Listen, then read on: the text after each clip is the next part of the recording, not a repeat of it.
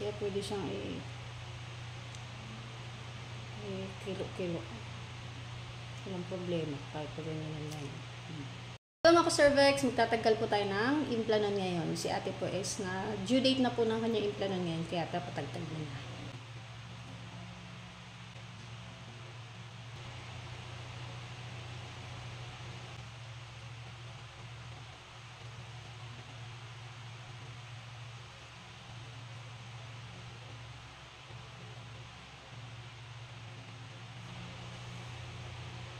Relax lang tayo. Kunti lang. Yung mga pantalong ko, hindi naka-6 na, size 28. At least tumaba, hindi lumayat. Hiyang. Pero mas maganda naman yung katawan mo ngayon. Kala mo. Nataba.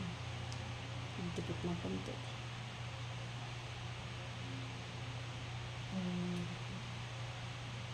Yan lang pala yung stick. Kaya pwede siyang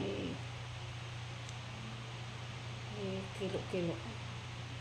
Walang problema kahit pa ganyan na yan.